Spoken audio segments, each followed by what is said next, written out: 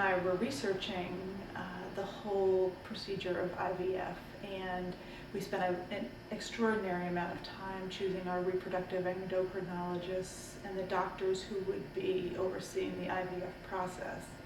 And what we've both come to realize now 3 months later after this process is that while I loved my reproductive endocrinologists and feel that they were very good technically, that I consider Dr. Seidman really to be my primary care doctor, if you use that terminology, but he certainly has an extraordinary understanding of the intricate balance of my body, especially through the grueling IVF cycle, which requires a lot of injections. And I feel that Dr. Seidman has a much better grasp not only on my physical body, but also on my emotional state through this whole process. And I honestly don't know how I would have gotten through this whole process without seeing him a couple of times a week. He was definitely the anchor throughout this whole process, still remains the anchor throughout the whole process.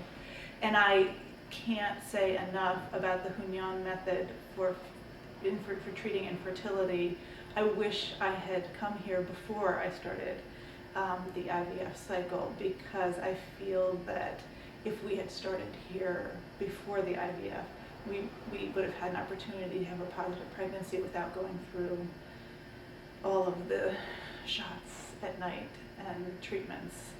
But I truly can't say enough about the holistic approach that is taken here to understanding the woman's entire body, emotions, the close tie that it all has in this whole process of trying to get pregnant. Important aspect of the acupuncture was, after the IVF cycle, we received a positive pregnancy test, which of course to anyone going through this process is a huge joy. I remember one Friday morning I drove in because I had to give blood at our IVF center to be analyzed, and then I came directly from the blood test here to receive an acupuncture treatment.